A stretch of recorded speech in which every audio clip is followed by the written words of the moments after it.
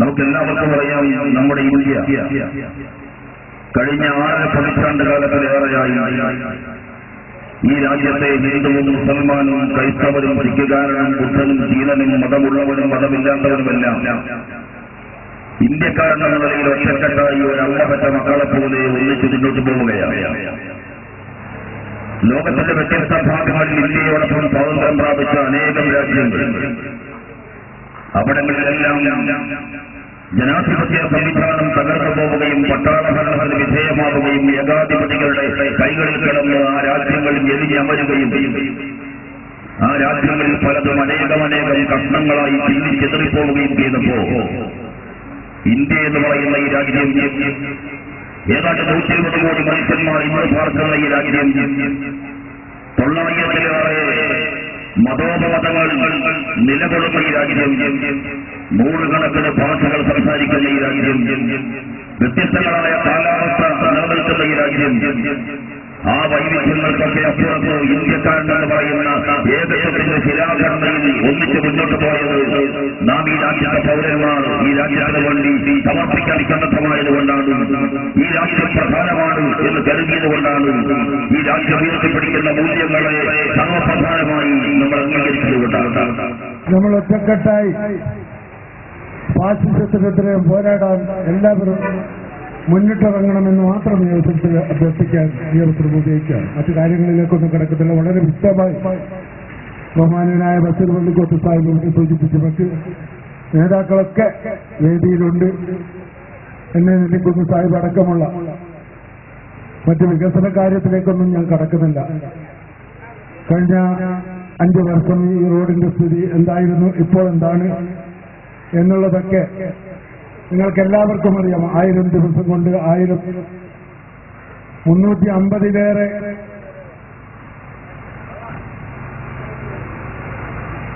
കാര്യങ്ങൾ വിശദമായി ജനങ്ങൾക്ക് വേണ്ടി ജനങ്ങളുടെ മുമ്പിൽ ഭരണപരമായി മാറ്റം വരുത്താൻ നമ്മുടെ ബഹുമാനനായ മുഖ്യമന്ത്രി മുന്നോട്ട് വന്നു. ഒരു തെരഞ്ഞെടുപ്പ് നമ്മുടെ പടിവാതിക്കൽ എത്തി നിൽക്കുന്നു. ആ തെരഞ്ഞെടുപ്പിൽ കഴിഞ്ഞ കാലങ്ങളിൽ വോട്ടുകൾ രേഖപ്പെടുത്തിയതുപോലെ ഒരു ശ്രദ്ധയും ജാഗ്രതയുമില്ലാതെ വോട്ടുകൾ രേഖപ്പെടുത്തിയാൽ നമ്മുടെ നാട് വലിയ അപകടത്തിലേക്കാണ് ചാടി വീഴുക എന്നതുകൊണ്ട് ജനങ്ങളെ ഇത് സംബന്ധിച്ച് ബോധവാന്മാരാക്കുക എന്നതാണ് ഈ ജനബോധന യാത്രയുടെ ലക്ഷ്യം. അത് ജനങ്ങൾ മനസ്സിലാക്കിയിട്ടുണ്ട്. ഇത് എല്ലാ വിഭാഗം ആളുകൾക്ക് വേണ്ടിയും ഈ കാസർഗോഡ് ജില്ലയിലെ മുഴുവൻ ആളുകൾക്ക് വേണ്ടിയും മറ്റ് എല്ലാ രാഷ്ട്രീയ കക്ഷികളും ഒന്നിച്ച് നടത്തേണ്ട ജാഥ മുസ്ലിം ലീഗ് ഒറ്റക്ക് നടത്തുന്നു. അതുകൊണ്ട് മുസ്ലിം ലീഗിന്റെ ജാഥയായി മാത്രം ഇതിനെ മാറ്റി നിർത്തിയാൽ പോരാ. ഇത് എല്ലാ ആളുകളുടെയും എല്ലാ ജനവിഭാഗങ്ങളുടെയും ജനബോധന യാത്രയാണ്. എല്ലാവർക്കും വേണ്ടി മുസ്ലിം ലീഗ് നടത്തുന്ന ഒരു പരിപാടിയാണ് ഇത് എന്ന് മനസ്സിലാക്കിക്കൊണ്ടാണ് മറ്റ് രാഷ്ട്രീയ പാർട്ടികളിലെ ആളുകളൊക്കെ ഇതിനെ വാരിക്കൊണ്ടുവരാൻ മുന്നോട്ട് വന്നിട്ടുള്ളത്. നമുക്കറിയാം, നമ്മുടെ കേന്ദ്ര സംസ്ഥാന സർക്കാർ ഈ സംസ്ഥാനവും കേന്ദ്രവും 5 വർഷക്കാലം ഈ ചെയ്ത നല്ല കാര്യങ്ങൾ, ജനക്ഷേമപരമായ പ്രവർത്തനങ്ങൾ ഈ നാടിനെ ആകെ മാറ്റപ്പെട്ടിരിക്കുകയാണ്. പക്ഷേ അതിന്റെ എല്ലാ ഉത്തരവാദിത്തങ്ങൾ ഏറ്റെടുത്തുകൊണ്ട് കേന്ദ്ര സർക്കാർ ചെയ്യുന്നതും സംസ്ഥാന സർക്കാർ ചെയ്യുന്നതിന്റെ ഉത്തരവാദിത്തങ്ങൾ ഏറ്റെടുക്കാൻ ഇവിടെ ഒരു പ്രത്യേക പാർട്ടി തന്നെ ഉണ്ട്. നമുക്കറിയാം, 540 പാർലമെന്റ് സീറ്റിൽ വെറും 4 പേര് കേരളത്തിൽ നിന്ന് പോയി കേരളത്തിന്റെ വികസന പ്രവർത്തനങ്ങൾ മുഴുവൻ ഞങ്ങളാ കൊണ്ടുവന്ന് വിളിച്ചു പോകുന്ന ഒരു രീതിയിലേക്കാണ് ഇപ്പോൾ പോയിക്കൊണ്ടിരിക്കുന്നത്. അങ്ങനെയുള്ള ഈ സാഹചര്യത്തിൽ നമുക്കറിയാം, നമ്മുടെ മന്ത്രി പഞ്ചായത്തിനെ സംബന്ധിച്ചിടത്തോളം ഐക്യജനാധിപത്യ മുന്നണി അധികാരത്തിൽ വന്നതിന് ശേഷമാണ് ഈ പ്രദേശത്തിലെ സാധാരണക്കാരനും പാവപ്പെട്ടവനും അറിയിക്കുന്നതായ ആനുകൂല്യം തന്നെ നമുക്ക് കിട്ടാൻ സാധിച്ചിട്ടുള്ളത്.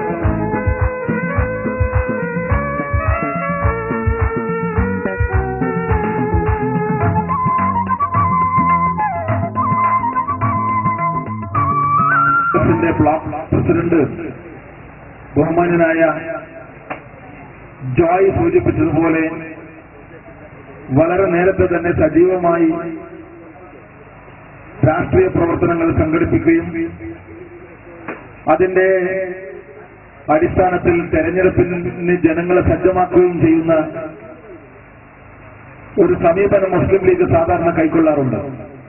ഇലക്ഷൻ കമ്മീഷണർ പത്രസമ്മേളനം നടത്തി പറഞ്ഞു, വരുന്ന 10-ാം തീയതി കേരളത്തിൽ പാർലമെന്റ് തെരഞ്ഞെടുപ്പ് നടക്കുമെന്ന്.